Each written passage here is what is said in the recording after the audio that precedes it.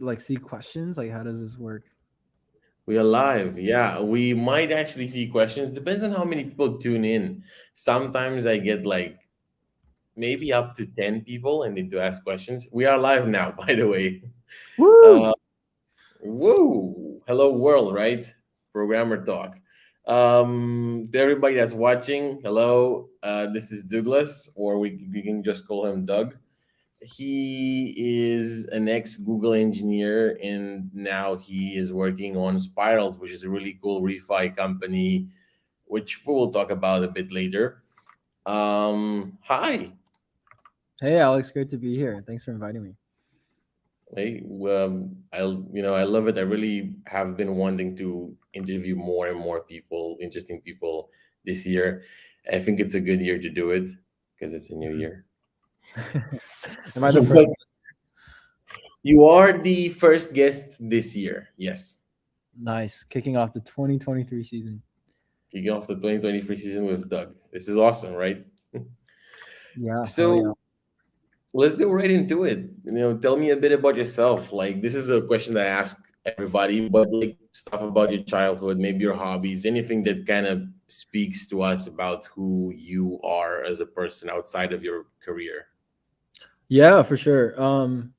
I grew up in Shanghai, and I moved there when I was 3. I was born in the U.S., and I remember as a kid, just like coming to I would come to California in the summers, and do all the things that like camping, like getting outdoors. And I remember like growing up, just like the air pollution in China was extremely bad, like in the early to mid 2000s. A whole country lifting billions of people out of poverty, and going to school, PE classes would often get canceled because you can't be outside. It's like the air pollution's that bad, and like people will opt to stay inside instead. And I remember just like the stark contrast in like those two worlds for me.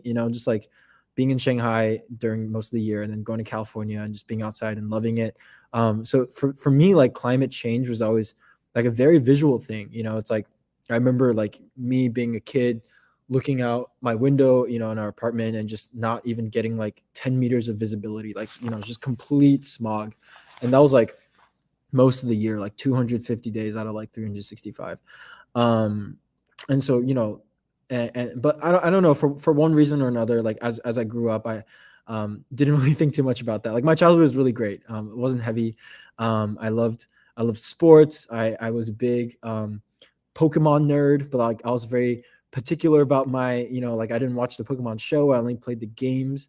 And I figured, and I played Yu-Gi-Oh as well, like the Yu-Gi-Oh card games. And then yeah, Yu-Gi-Oh was amazing. And then fast forward to, I've always been like a pretty independent person. And for high school, I was sent to boarding school back in the States. So that's when I came back to the US.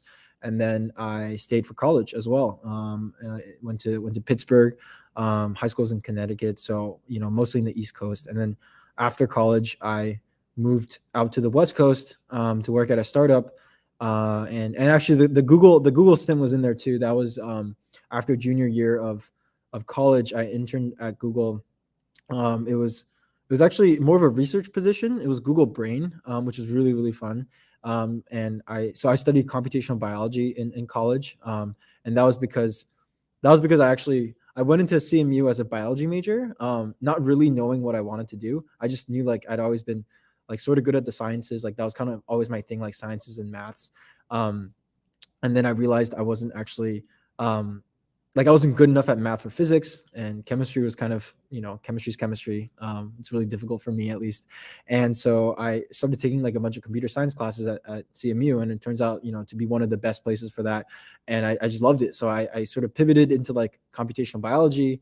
Computational biology is very, it's using kind of the thinking and the algorithms common in computer science to kind of tackle the biggest problems in biology. So like, for example, a really good example of that is genome sequencing. The cost of genome sequencing went down like 1,000 times because a computer scientist figured out how to develop the technique called shotgun sequencing, which allowed us to parallelize the effort of like sequencing the human genome.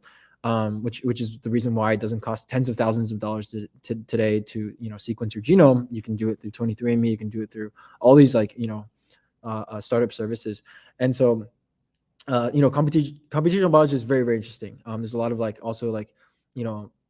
application of AI, as well, of course, as you can probably imagine, into like the drug discovery process, into like analyzing cancer pathways, and cell systems modeling. So that's like what I spent a lot of like college doing. And then fast forward to junior year at Google, actually, I did I did an internship at Medical Brain, which is a subdivision of Google Brain, and it was interesting. I don't know, like looking back, given everything that's happened in AI the last 2 months, I wish I stayed in AI maybe. But I was like, looking back, I was actually kind of disillusioned by AI. Like back when I was at Google, it felt like a lot of trying things until they worked, and then kind of like backwards justifying why it worked. Like it didn't feel very disciplined to me, at least. Like maybe, I don't know, it was just one internship. What do I know? But my biggest takeaway from working at Google was like the incredible kind of backend infrastructure that Google has, to support 7-8 products that each have 1 billion users alone. We're talking Google Maps, Gmail, like apps that support just users around the world, low latency, resilient infrastructure. And that's when I came back to school, thinking like I would spend the last year really focusing on like backend and like distributed systems and low level systems and networking. And that's actually what really framed my thinking going into like full-time recruiting as well. For my first job out of college was like, I wanted to do backend, I wanted to do systems and not AI. I think one thing that kind of stuck with me that summer, I forgot exactly who told me this, but it was they were saying like, AI is kind of a nice to have, like there's a lot of nice product features that are built with AI, but like, a solid backend, that's a must have, that's a, table stakes, right? You must have that. So I don't know, like one way or another, I came back senior year, and that was my mindset going to recruiting. I just talked to a bunch of companies. A lot of them pigeonholed me into like data roles because that was kind of my background in college, but I was like, no, I want to do backend. So I ended up at this startup called Clumio, which they do sort of backup as a service. So it was a SaaS offering for like data backup and storage. That was based in Santa Clara, which is about like 40 minutes south of San Francisco. So I moved out to the West Coast for that and spent about 2.5 years there before starting Spirals. Yeah, sorry, that was like I didn't know where I was going with that. I just gave you like a That's whole. a very well prepared answer. But there's a lot we have to unpack, and let's take it chronologically because that's probably the easiest way. We're not gonna miss anything, hopefully. Let's do it. Again, really a lot to unpack, but it's amazing. You have a very, very, very interesting story with a lot of different aspects that we have to touch on. With the beginning, China versus the US, and now, of course, East Coast versus West Coast, because you've been around. Yeah. One thing that I was gonna ask first was, is China still as polluted as back then? Oh no, it's a lot better now. It's a lot better now, yeah, because well, I mean, I think strategically, like China is trying to shift a lot of its GDP away from manufacturing and like low level, what's considered like low level, economic activity, into like services and like technology, and also like, yeah, I think people were just getting really, really, it was like in the public consciousness, of like how bad the air pollution was. It's like China's like very like under the wraps, like the internet censored, blah, blah, blah. But people still travel. You go to Europe and you're like, oh my god, the air is not like this, like it is back home, and people were pretty upset about it. So it's not as polluted as it was before. And I remember actually they did so many weird things. Like one year there was like a G20 summit happening in Hangzhou, which is like about a few hours away from like where I grew up in Shanghai, and like they just completely shut down like all the factories in the area, and like the sky was like blue for like a whole summer. Like it was like amazing.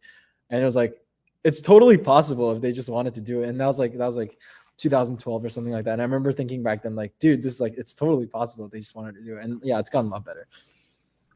I'm glad it's gotten better. It's very interesting that you're saying that China is moving away from this because, one, I've been seeing more and more startups in the past few years coming out of China. And Mhm. also, like, there's this argument that you can see on Twitter if you follow certain people, where some people say there's this basically, I guess, kind of cold war in between China and the US. And I really have no skin in the game. Being from Eastern Europe, it's really not my issue. But like, there's this whole discussion which I'm not even sure if you want to go into, so let's just bypass it. Um, Yeah, no, that's a whole nother that's a whole nother episode. who knows? Maybe. Um, okay, so when you came to the US when you were much older in high school, Mhm. because boarding school, that's like a new concept to me. I've heard about it from like people in the UK, but in Romania we don't have anything like that. Oh, really? Um, yeah, it was just you just stay home and you go Yeah. to school, and it's nothing fancy in here. Yeah, You yeah. don't have the concept of leaving for high school. You do leave for college though. Yeah, yeah. My It's interesting because like my dad, he went to boarding school like starting second grade in China. Like he grew up in China and he was basically like living at school starting like from age like 9 or 10, and he would go home like on the weekends, like take a bus home and stuff like that. So yeah, for in my world, I think boarding school is something that exists all over. But yeah, in my case specifically, I went home like maybe like twice a year or something like that, But yeah, it was fun. It's basically just like pre-college, The first year felt like summer camp. You're living with your friends, playing Call of Duty every day. Like it's just like it was really, really fun. I was gonna ask how did that affect you, but I can guess it would have been pretty fun. Yeah.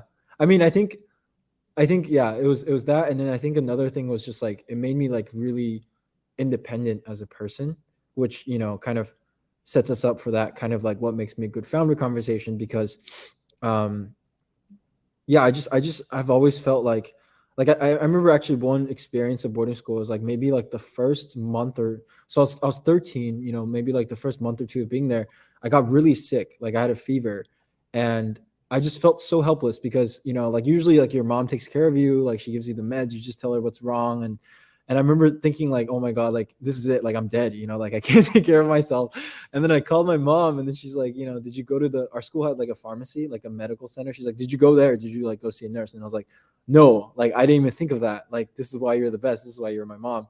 And I went there and everything was fine, but it was just like, I think that moment on, it's just like kind of like realizing like I'm really, I mean, there's a lot like of support in place, for kids that young, but like, just like really, I'm out here on my own, and I got to figure out a way to make this work.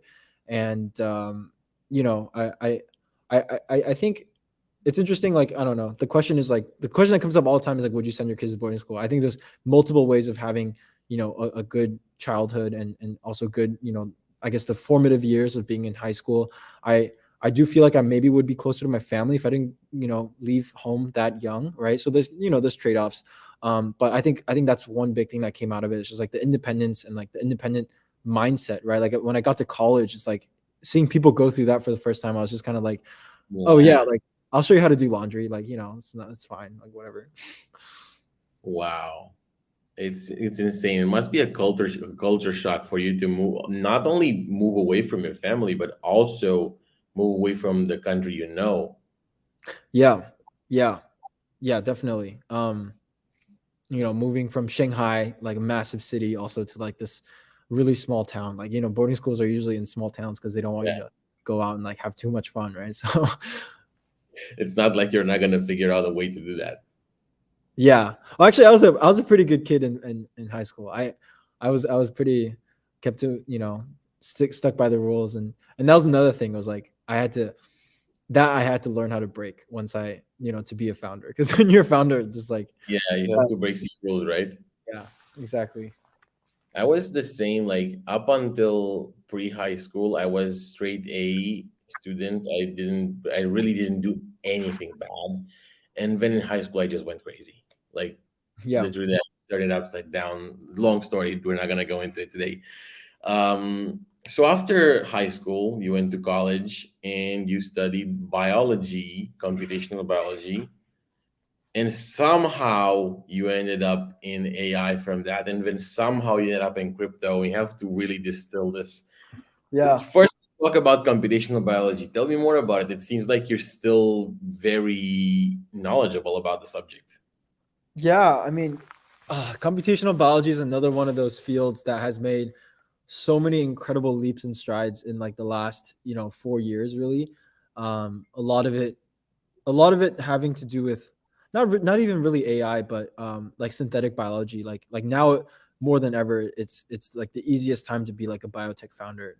One of my friends was showing me the other day, like um, something that he uses called like called Emerald Therapeutics. So it's like a cloud laboratory. Like he can basically write code that is translated from like typical lab protocols. So like typical, you might have to sit in like a lab for 4 days and monitor experiment, right? Like 14 hours a day around the clock. It's pretty tiring, right? And just to get like some results, and the samples might be contaminated. You might have to do it all over again. And now it's like that world is completely like flipped on its head. Like people write code to have robots do it in like a cloud laboratory far away. It's like the AWS for like running a wet lab. And it's just like amazing. Like he can just basically translate a 4-day procedure into like 14 lines of code and execute it like in 20 minutes from his from his house. And obviously you still have to wait for the samples to mature and stuff like that, but like it's all automated now. And it's like just crazy amount of leverage that you have. um Awesome. yeah, but back when I was in college, the reason why I got into AI was because like that was sort of the cutting edge, back in like 2015 to 2016 when it came to like thinking about how to apply computer science to like biology, right? There's like a lot of like How old are big you? data. When Uh, you started college? I was 17 or 18. Yeah, 17. You Yeah, started early. yeah, a little bit early. I mean, yeah, my birthday's in December, so I'm like Oh, yeah, just you slightly, just get mixed up. I understand. Yeah, yeah, yeah. past the cutoff. Cool. You got into AI. When was this? How many years ago? So this was college. I mean, so college was about, well, now it's 2023. That was 8 years ago. Yeah. Wow. Yeah. 8 years ago. Yeah, exactly. So things have really changed in that industry. But back then, a big thing that kept coming up was like really like using AI to identify patterns in the genome. Because like if you think about it, like your DNA sequence is just like a really long string, right? And there's a lot of like well-known string algorithms already that can be used to efficiently process that, and it's just like such a massive amount of data. But usually like a lot of breakthroughs in like identifying new drugs and like new kind of disease pathways is from finding like repeats in the genome, or like patterns that like to like a scientist scrolling through like with the human eye would be like almost impossible, right, to find. um but you could use AI and machine learning to basically increase your leverage as a scientist. So it was like a lot of that stuff, and then also using kind of computer simulations. Like my freshman year, I worked at a lab where I was writing like code to simulate how cells, like cells are like incredible like atomic units of life, right? And within it are these like highways, where they basically have small capsules of like proteins and amino acids and DNA, RNA, whatever, like that are being constantly trafficked throughout, like from one cell, like within the cell, like intracellular to intercellular. And there's a lot of good work being done back in the day of like kind of capturing that through code and like modeling it with mathematics, right? That's kind of like you know the foundation of like all of everything, right? It's just like how do we describe this to better understand it. And a lot of it was using code. And so yeah, computation, like it's so like vast. Like there's so many different areas that we could talk about. But at the end of the day, I think that's really what pulled me into at least AI, right? Was back then it was just like really hot. It feels like such a deep subject because you have to understand to a certain degree biology, but then also math and AI programming because it comes with AI. And then on top of it, mind blown.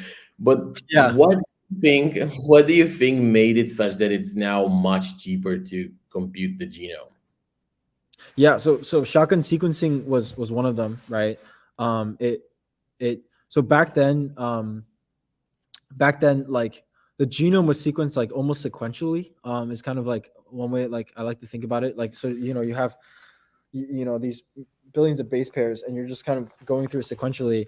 And this guy came along and he said you can actually use enzymes to chop up the genome and create these like strands that are no longer than maybe like a few thousand base pairs. and then sequence all those few thousand base pairs individually, which massively parallelized the effort, right? Because time was a huge factor that contributed to the cost, and then figure out how to stitch it together, right? Like if I give you 1,000 base pairs and you know exactly what the first 10 and the last 10 looks like, right? And you have like other like bits of information that give you more context, you can basically know what the previous one should be and what the next one should be. And so a computer scientist developed that. I forget his name, but that that's just like changed the game, and that's how genome sequencing just works now by default. In Alex's terms, he figured out multi-threading for analyzing Yes, exactly, genome. exactly. That's it's just crazy that he figured it out. I guess he had to know more than just computer science. Yes, yes, more than. Mm, I mean, I think yeah, go I for don't it. know the history behind it, but I think he was like a computer scientist that, um, yeah, I'm not sure, but it's what's interesting is like there's a lot of like at least computational biology is like a one way, how does computer science affect biology? But actually it goes the other way as well. When you like look at neural networks, they're like largely inspired by like the brain's kind of neural design and architecture, which we don't even fully understand yet, right? But like it's so interlinked in my mind. It's like it's really a two-way street, which I find really fascinating because like as we continue to better understand the brain, like AI models will probably improve as well, and sort of vice versa. We can use those AI models to then do better drug discovery, figure out like more ways to kind of better understand the brain. Yeah, it's just crazy. The really, I guess the hard question is, how did you even decide or start to think about, hey, I'm getting probably paid pretty well. I'm assuming, but maybe you want to share that, maybe you don't. But I'm assuming you were getting paid pretty well to work on these very complex, very interesting problems that are really super impactful. How did you decide to then say, you know what, fuck this shit, I'm gonna go start my own startup? Yeah, How did it happen? Because I feel there must be a story for that. yeah. So I guess for context, I wasn't at Google when I left to start Spirals. Right, like I said, I did that internship, and then I came back and I was. I only mentioned Google for marketing. I Yeah, like yeah, I, yeah. it's people No, like all it. good, all good. Yeah. So I ended up at this startup called Clumio, and um, Clumio. What I was attracted to about Clumio was a really strong engineering culture. They hired a lot of people out of VMware, Nutanix, and just really, really strong engineers overall, and as well as like the technical aspect of the product. It felt like a very technical product, and they were also really invested in developing their junior engineers and giving them a lot of opportunities to shine in like mission critical projects. So I was like, okay, all these things, combined should make me basically like a beast of an engineer, right? Um, and I spent the first year was like that, right? It was like really like becoming really confident as an engineer, working on a lot of projects, designing systems, and then my second year was like kind of more shifted more into kind of like a managerial role, and it started with me just like leading kind of the technical side of a project. It was like a team of four, and then that went pretty well. So then they had me blah blah blah. That's another thing we have to dive deeper. Second year and you're already leading, but do go on. Yeah, it was actually interesting because the company had a layoff, which I think is what created that opportunity for me. So you know obviously very mixed feelings about that because I know people that were affected by that, but um I remember that's kind of something that one of my mentors had told me, because at the time I felt really confused. I was like, oh, like this must mean the company's like really doing really poorly, blah blah blah. And he's like, just stay a little bit and see how the dust settles, right? Usually in these situations, the people that step up will step into roles that would be bigger than otherwise, imagined, right? In like a normal steady state scenario. So I stuck around, got to lead that project. It went pretty well, and then they were like, you know what, like, and that was me leading kind of like the back end design of like four people, and they were like, oh, why don't you lead like the back end and the front end, right? So we had this like team in India that was like doing all the front end development. So it was like, okay, I'm leading all the technical stuff now. And then the PM that I worked with, he left, And so now I was like making product decisions too, and like working with designers, and I kind of just like owned the whole product, basically. And got to a point at the end of 2022 where I just had a lot of influence in the organization. I was feeling really happy about that. Um, but I think I was also starting to feel like, you know, disconnected a little bit from like my purpose, right, of being here. Like my original purpose was to become a really good engineer.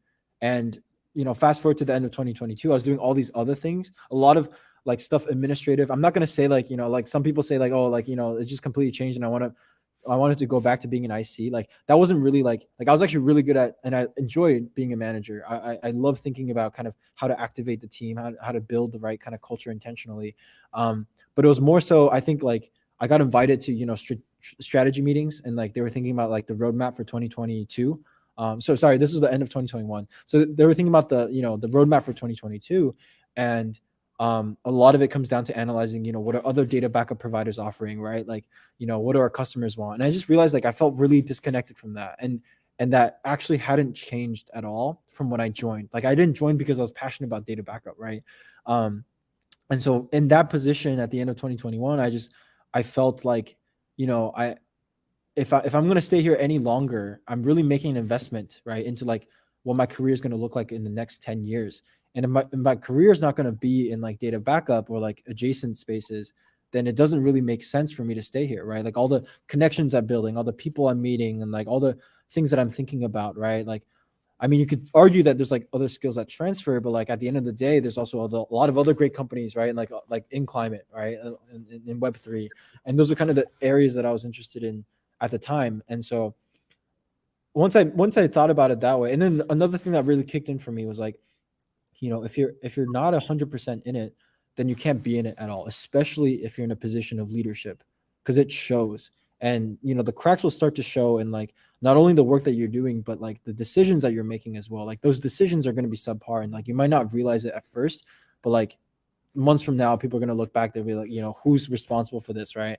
And I just didn't want that to happen for my, the reputation I built up to gradually deteriorate. So I was like, okay, you know what, like if I'm going to leave, I'm going to leave as soon as possible. So I just like wrapped up the project, off ramped myself as much as possible.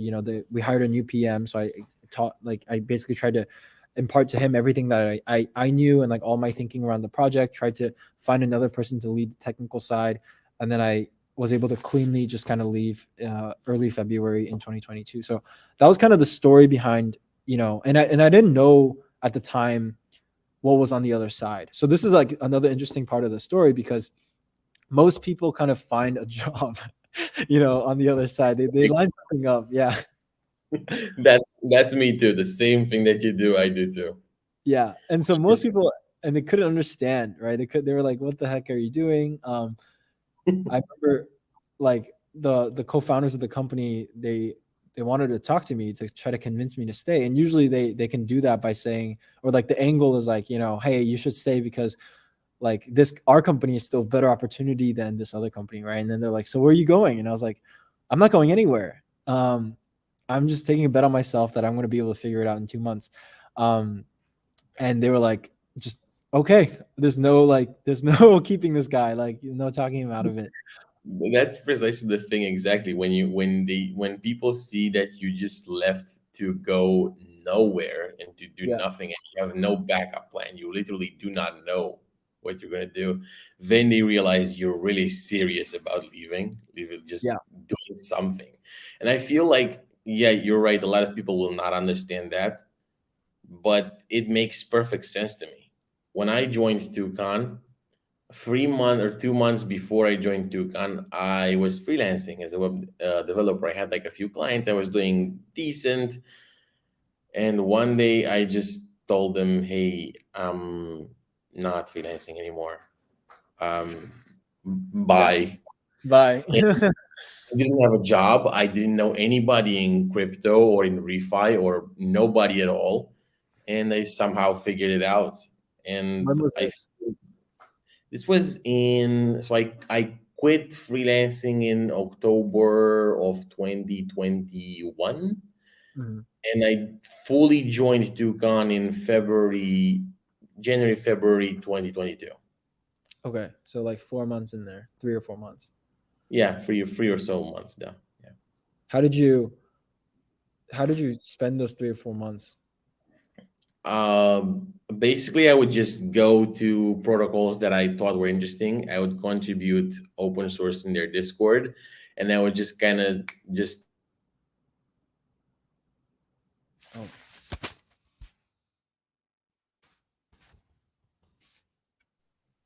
Am I back? I'm back. yeah, now you're back. Am I back? I can hear you. Hello? I can hear you. Sting, sting, sting. Hello? Oh, never.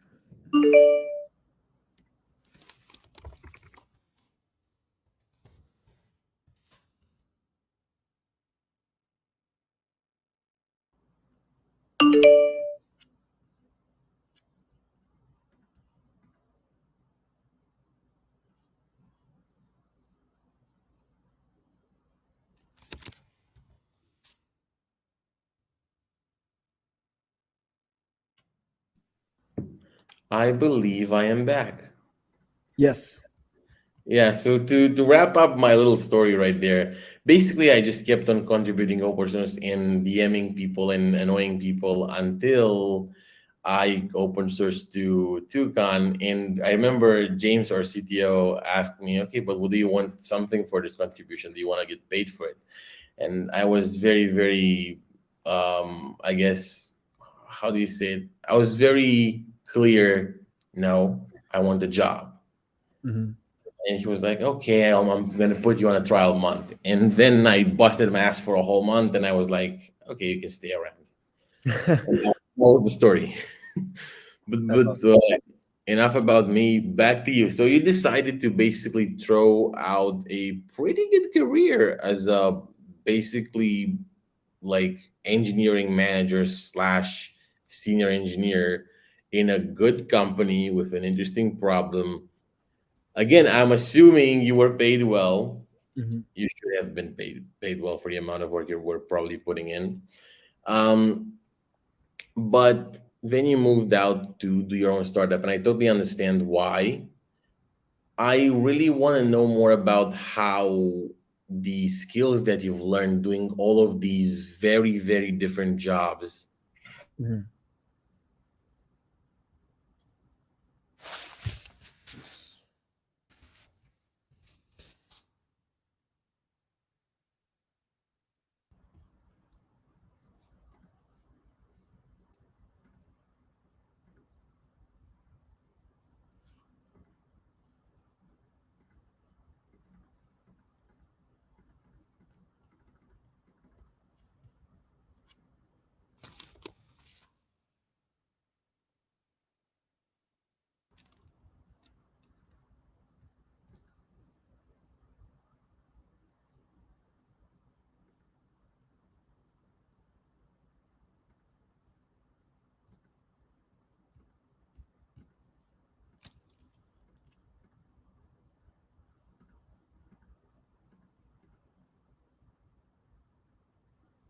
Jawad.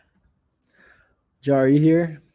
Yeah, I'm back now. This Wow. hasn't happened to me so bad in a while, but let's keep on going. Let's keep on going. Let's not stop. Yeah. How Um, did those skills basically transcend now into being a co-founder? yeah. I think it's interesting because hmm, I think a lot of it actually doesn't. Um, like I think being a founder is just like, I mean, some of it does, some of it definitely does. I would say the biggest parts that transfer are more around my attitude and my mentality. And, like honestly, like if you asked me, and we can get into this a little bit more as well, like the story of, because my plan originally was not to start a company after I left Clumio. Not at all, actually. I was very ready to join something actually. And if you had asked me like freshman year of college, are you going to start a company? the answer would have been a resounding yes. But like over the years, as I got closer and closer to founders and companies, and realized how hard it was, right? Like working at Clumio, realizing how hard it was, I I think I was just a lot more realistic about kind of what is needed. The conviction that you need, the belief, the expertise, like all the the network, all the above, right? Um, so anyway, like the attitude and belief, or sorry, the attitude and the mentality, I think that transferred for sure. Like working at Clumio, seeing like launching projects again and again with small teams, leading teams, a lot of that just gave me a lot of confidence that like, I could really go and figure it out. Because when I take a snapshot of kind of what I looked like when I joined Clumio, I was like, I was like nothing. Like, I knew nothing about the cloud. I knew nothing about AWS, and I left just feeling like a completely different person. One thing that really stuck with me when I was at Clumio was my one of my engineering managers at the time. Uh, she joined around the same time I did, actually, after like 10 years at Oracle, and we worked on my first big project I worked on with her. And it was like a team of three like core backend developers that eventually grew to like a team of like 13 developers near the end of the project. But we started just the three of us, and she, like, just watching the way she worked like really taught me a lot. Like one thing that was interesting was like, like engineers will go to stand up, like especially at big companies, and like, oh, like here's what I'm blocked on, blah blah blah. And like every day she would go to stand up, and she's like, and at the time she was not a manager yet, she was only a senior engineer. But like my manager at the time would ask her, what are you blocked on? She's like, I'm unblockable. And it's like funny, we're working on a project where there's so many like dependencies, right? Like somebody had to figure out the KMS keys for her to use, and they hadn't set it up yet. And then my manager's like, what do you do? She's like, I hard coded a KMS key. Like, who cares? Like I'm gonna get my stuff done. I'm unblockable.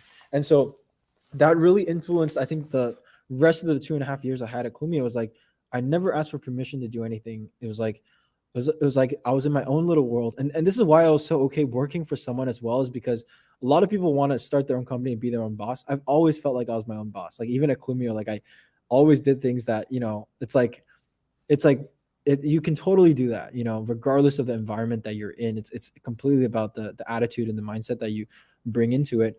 But I think for me, a lot of last year was figuring out how to lift that kind of unblockable spirit from the context of like a company, right? Like I'm unblockable within this company, to I'm unblockable in this world. I'm unblockable, like in this whole like universe, right? And I can figure out, I can, no matter what it is, I can go out and I can tap into my network. I can meet new people. I can read things online and just figure it out. So I think that was probably the biggest thing that transferred. But in terms of like the actual skills of, like how to run efficient meetings, I mean, some of that transferred as well, but they're not as applicable, right? Because we're so small. And like, I would say like those are really like the skills that I learned in terms of how to kind of play optimally within that system. But being a founder, like it's just a completely different system, right? All that to say is like, I remember someone told me a long time ago as well that a lot of people think that working at a big company is gonna, set them up for becoming a founder. A lot of people kind of see that as like or like, like the classic is like the APM program at Google. And like this guy just completely challenged that view. He was like, I think that's the complete opposite, because when you're working at a big company, you have a lot of resources, you have a lot of staffing and personnel. It's complete opposite when you're a founder. You have to recruit, you have to really like tap into your network, be really scrappy about it. Big companies usually don't have like super pressing deadlines. When you're like working as a founder, it's deadlines all the time. Like company runway is very top of mind, right? Like so all these things start to change, right? And like I think Clumio was somewhere in the middle because it was a Series C startup, but regardless, it was still a different setting. So like a lot of the skills that I picked up in that setting, I think were more specific to that setting. But I think the principles behind those skills, I think still remain. Like like how to run efficient meetings and stuff like that. It's just about like intention, right? I definitely see what you mean with the fact that like the systems are so different, and you definitely get more backup in a bigger team than in a small team. Like I still code on the side for my own project, and I'm always like I may be getting stumped on a problem, and like when I code for Tucon, it's like if I'm getting stumped and it's been 3 or 4 or 5 hours, I can just text in Slack rubber duck my whole issue. Maybe I figure it out as I rubber duck it, and Yeah. otherwise somebody's gonna come up and they're gonna save my ass, or they're gonna ask a question that's gonna lead me down the right.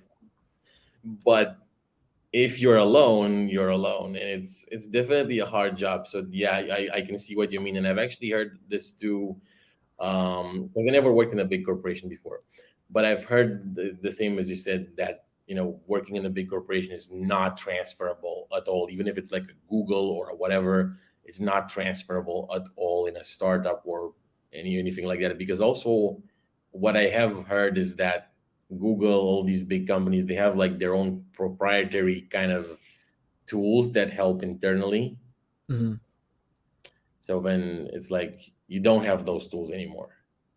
Yeah, it's almost a little bit detrimental, right? Like if you look at the tech giants like Google, Oracle, like they built Git before there was Git, because they needed versioning control systems, but they just didn't think like, oh, this could be like a whole nother company, right? Like, and this is another reason why there was so many like great companies that have spun out of these corporations. But like then you come out to the real world and you realize that people use GitHub, they use Vercel, they use, there's all these tools, and like you don't learn about these tools when you're at Google because they have their own internal set of tools that are just slightly worse. It's kind of crazy. It's kind of crazy.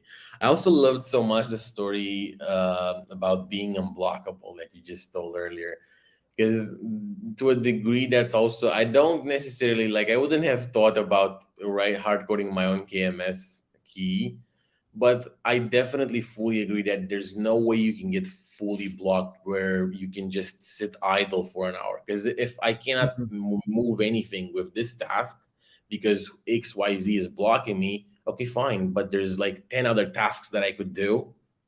So I'm just going to do something else. Yes. Totally agree. Totally agree with that. There's always something to do. Exactly.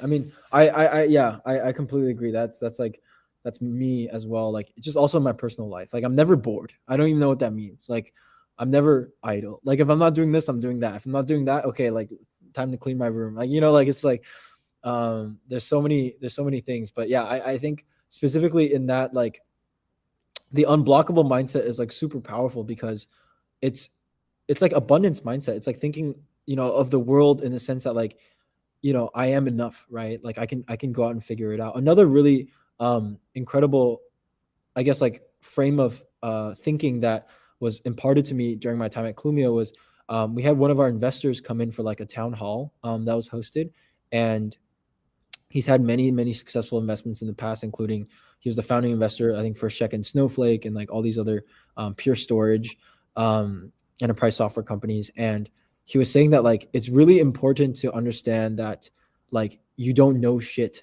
Like you can't pretend like you know everything, right? Like the world is like the source of truth, right? And like your customers are the ground truth, and you have to try to get as close to that as possible. And at the same time, you must be able to preserve this duality that you're going to win, right? You're going to win. So like you have to, on one, you have to balance it, right? Like you don't know shit, but you're going to win. Like that's how crazy you have to be to like start a company. That's basically like that was kind of the theme of like his town hall.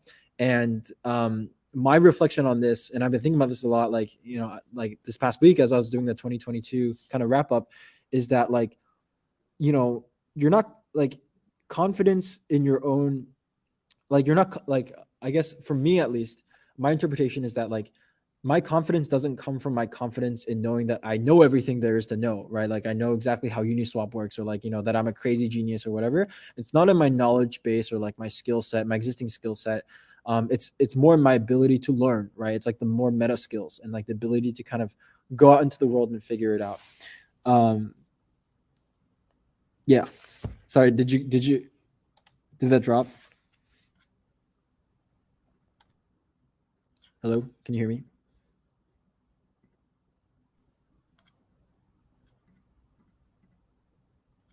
Hello.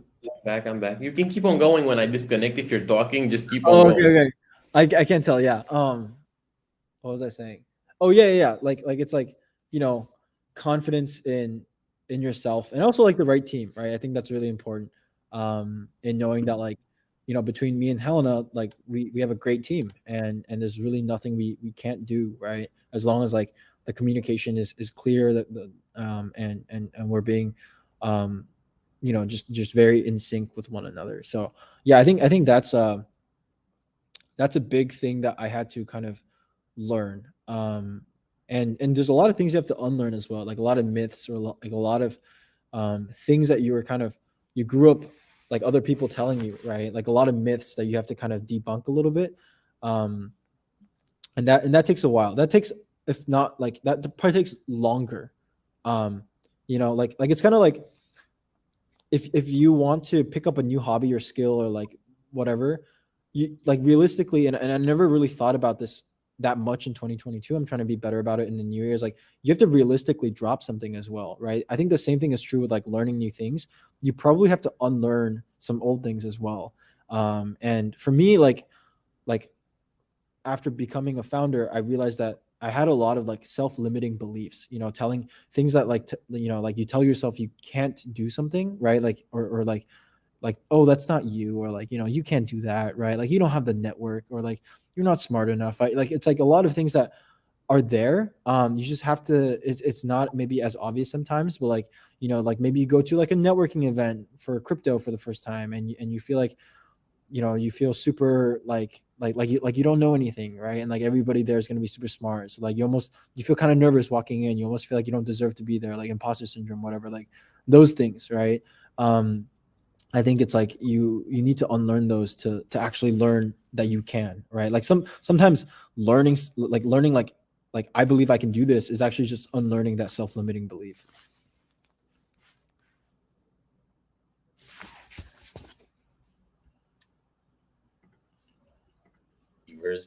It's incredible. And also, I was actually talking like 2 3 weeks ago with a friend of mine. He started an affiliate marketing company like in September, and he literally started it as kind of a joke. And I kept on encouraging him, like, "Yo, you're super smart. You can do this. You should be able to." Nah, I know this is just a side hustle. Now he's making like basically almost as much money as I make from a good job, just sitting on his phone, which is insane, and he's shocked by it. But I'm just telling him, look, this is very normal for you. You should stop, thinking less of yourself. And also, I remember I was talking to him about unlearning this as well. Mhm. And my boxing coach once told me to never practice boxing at home without him watching, because then I would learn improper technique. And then when I come to the gym, he Oh has yeah. to unlearn my shit technique and now teach me the good technique, and he has double the work, which I'm not sure if that's a good way to see it. I still think practice is practice, but Yeah. it's kind of in line with what you were saying.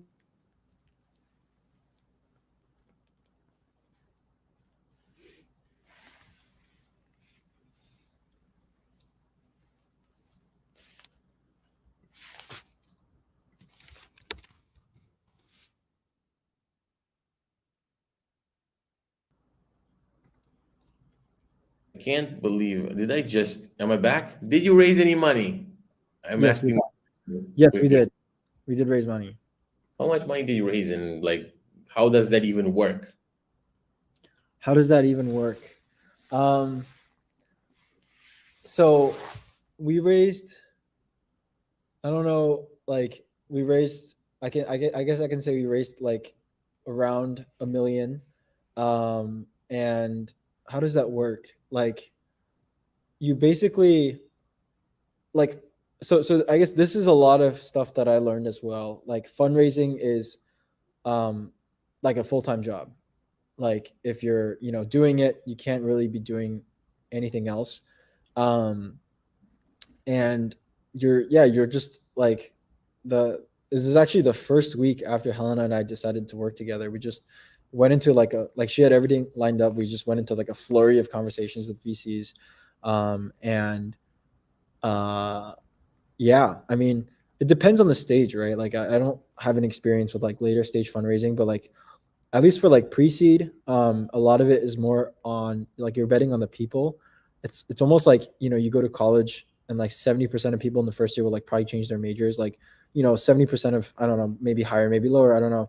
But like the kind of analogy still holds that, like, pre-seed companies and founders will probably change their idea.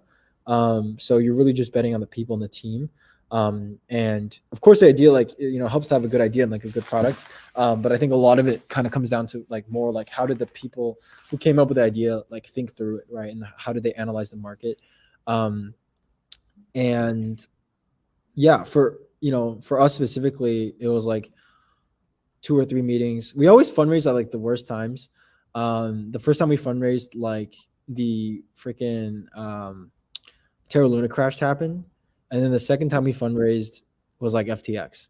So you know, it's always a toss up. But the crypto macro winds have not been kind to us. I think it just shows you're doing an amazing job that you raised 1 million pre-seed and you did it at the worst times possible.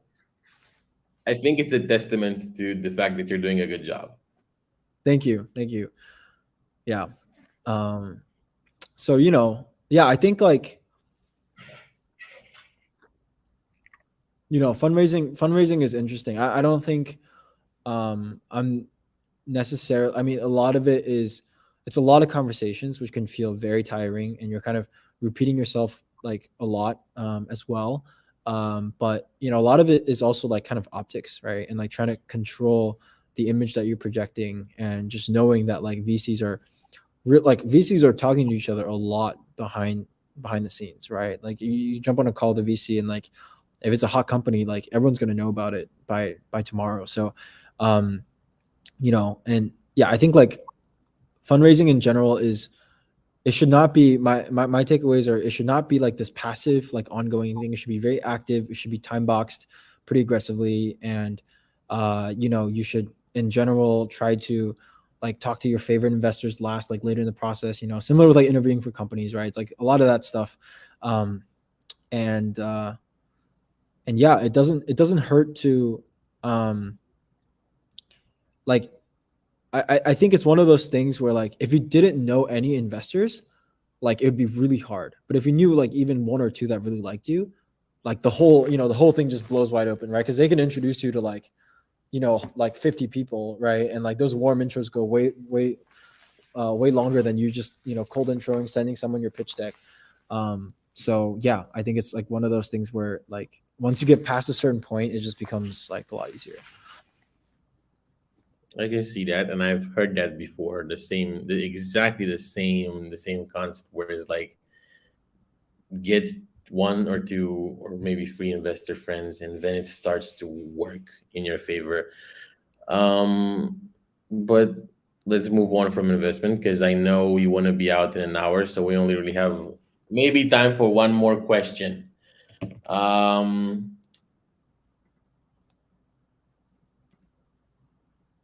I have two that I really want to ask, so I'm just gonna let you pick the one that you like the most. Let's see if we can do both. Um, okay, we can do both. We can try to do both. We try to do. What are the traits that you think make you a good founder or a co-founder of a startup? Mm. Yeah, actually, I really I like thinking about people in terms of their superpowers.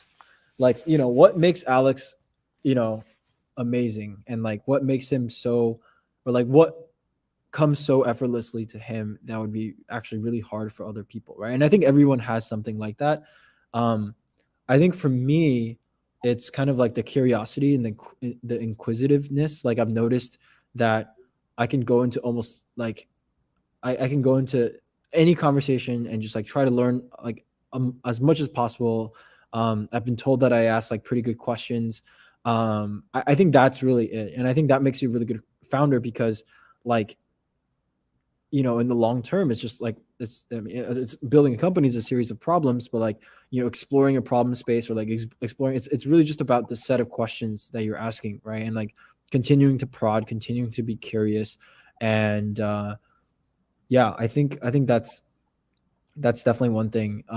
And what else? I mean, I think like I don't know, like being able to connect the dots also, right? Once you have all that information, um, yeah, like I generally consider myself like a pretty creative person, and so like it kind of pairs well with that like curiosity.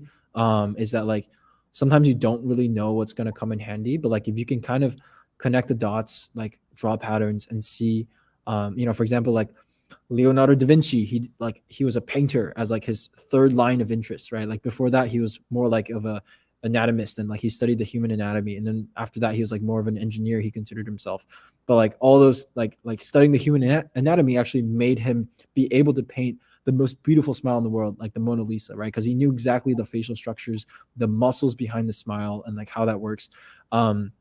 So I think like for me, it's kind of leaning more into that. And I know some other people kind of approach this like a little bit differently, right? It's more like I'm going to focus everything into like one thing, right? But I kind of think that like it's impossible to see, but like everything is interconnected in sort of one way or another. Um, what else? Yeah, I don't know. Everything else is kind of like I think more generic. Like I think I work hard. I think I don't know. Yeah, like all those other things are just How like, much do you uh, work? How much do you work? Like, how much do I how, work? That's a funny question because like there's so many things that I do that I don't even consider work that other people would. Like for example, like I'm reading about the VCM. I'm reading about just like kind of leveling up my knowledge in the space, right? Like I talk to friends and they're like, hey, like what are you doing on the weekends? And I'm like, oh yeah, like I'm not working. And by that I just mean like I'm not coding or like working on the product or like not reading code, right? But like I'm reading other things and they're like, oh yeah, that's like totally work. So I don't really know. And I actually don't like this may be a hot take. I don't like it when people say like, oh, I work 80 hours a week, 90 hours a week. I think it's kind of toxic, right? Because everyone's competing to see who can like get the most hours or whatever. But like, yeah. I generally to give you an idea, like I had the most fun when I was like working on spirals until like I fell asleep basically. Like I would go home and it'd be like, maybe 11 or something like that. And I'd be, oh, like amazing. I still have like an hour and a half to 2 hours to work on spirals. And I'll work on it for a little bit, go shower, go brush my teeth, and then come into my bed, turn down the lights just, so that I'm getting ready to go to sleep, and then work on it till I fall asleep or whatever. Like that was like my most fun, like the beautiful memories, like I really enjoyed that. Um No, yeah. So I totally agree. I totally agree. I used to work 50 hours to count, and then to kind of standardize everything, they lowered me to 40 hours. And I was so pissed and so bored that I have an extra 10 hours a week. What the fuck am I gonna do with them? yeah. That's a yeah. Okay, one last question, and I'm gonna let you go. Any advice to young Doug? What would you tell yourself maybe 5 or 10 years ago? Hey, if you could just tell yourself, hey, do this in this one, or avoid doing that, and you're gonna be a tiny bit better. That's tough. Yeah, because a part of me, I'm not religious, but a part of me believes that everything kind of happens for a reason, the way that it happens. Um, One really good example is I always tell myself that I wish I would have left Clumio earlier, like not 2.5 years, maybe like 2 years, right? Um, but maybe I wouldn't have met Helena, right? Like maybe the timing wouldn't have been correct. And that was a big factor going into starting a company. Like I said earlier, I didn't really feel ready to start a company, but then I met her and she's a second time founder and just we had a great dynamic. So I was like, okay, you know what? Fuck it. Let's do it. Um, She's- I I remember her the my first memory of her is after the grant talk we had. She was like, regardless of whether you give us the grant, you should invest your money into us. And I yeah. respect the hustle so much. Like it was amazing that she thought of that and that she said that. But please do go on.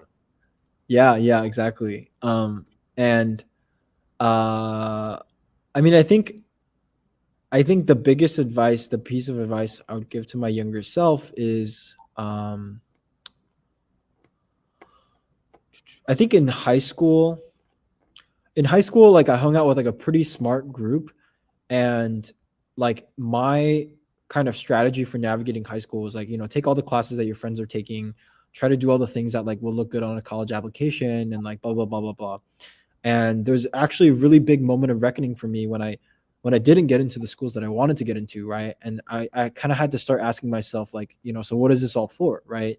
And I think even if I got into the schools I wanted to, I think I think it would have been the same, right? Because it's like, okay, now that I've achieved that goal, like what do I look forward to next?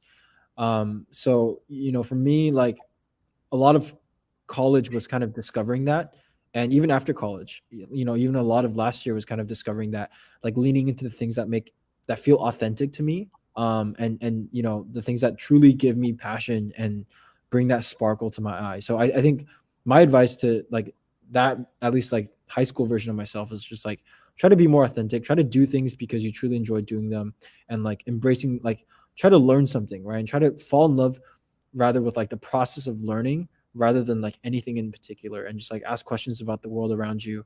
Like I feel definitely a lot more like I feel like life is just a lot more fun and light when you approach it that way, right? Like you see everything as something that you can draw inspiration from, that you can learn from. And I think back then it was like everything was kind of a slog, everything was kind of tough, and like it's like blah blah blah, like there's homework, there's like college applications.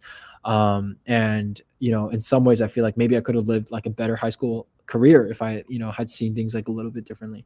But it's everything happens for a reason. Yeah, I always say that there's a few very key things that I would change if I could turn back time. But then I'm also thinking, if I'm changing this, maybe there's some, you know, second degree, third degree cause and effect, and I'm fucking everything up. So I would, if even if I could, I'd rather not touch anything because Yeah. I'm doing pretty well and it's fine. Yeah. I mean, yeah, even like the smallest things, right? Like the butterfly effect could change everything. Yeah, I think for me it's like I'd rather not dwell on those things. Like I don't think I would actually change anything. Because yeah, like I'm very happy with where I am now, and um it's just like moving forward. I think like a lot of people like think about reflecting on the past and like, oh, there's no use in like dwelling on the past and like blah blah blah. I agree with that, right? There's no use in like kind of thinking like, oh, but what if this happened, what if that happened, right? But rather I think there's use in kind of analyzing the thought process that led up to certain key moments, and like why you didn't make maybe certain decisions, and thinking about next time around like how that could be different, or like what is something that you need to tap into that's different, to make a better decision. And I think that is super valuable. But I don't like thinking about like, oh, what are the different turns I could have made, and like where would I be now. It's like, well, you're not, so whatever. Yeah, well, you're very pragmatic. I totally agree. I totally agree. Definitely thinking in terms of what can I learn from this so I can do better choices in the future makes a lot more sense than just asking the hypothetical question of what if this and what if that. It's 1 hour in. You said you're busy, and also it's 10 p.m. in here, and I've gotten used to waking up at like 4 5 a.m. So it's pretty late for me too. We can drop it now, Yeah. but I would like to tell you that I really want to interview you once more this year. Okay, let's do it. Maybe, who knows? I can bring you both you and Helena. Yeah. I love doing this. I ran a little podcast as well, like back in my old company. It was like a different kind of, it was a company internal podcast, but I like, because of COVID and remote work, I just felt like people had lost the connection so much. And I was like, I really want to make sure that people's stories are shared. And so I made like 10 or 12 different episodes. And it ended up just being a really good excuse for me to talk to the CEO, talk to the CTO. And like it's like, hey, I'm running this podcast. It's a perfect excuse to put your foot in the door and meet a lot of interesting people and talk to them about their story. It's a great networking tool, I guess. Yeah, exactly. And yeah, it's like a lot of stuff that you probably wouldn't have learned otherwise. Like, if we hopped on a million Zoom calls to talk about spirals toucan stuff, you never would have learned the things that you learned today. It's just different. Yeah, I love it. I think I mean, it's really, to me, it's the content that I watch the most and I enjoy the most. So I felt like, when if I watch it and I love it, then I should make the same if I'm gonna make any content at all. Hmm. Yeah, it makes sense. Yeah, I love what you're doing here. This is awesome. Keep it up. Thank you, and see you again. I'm gonna turn off the live in 3, 2, 1.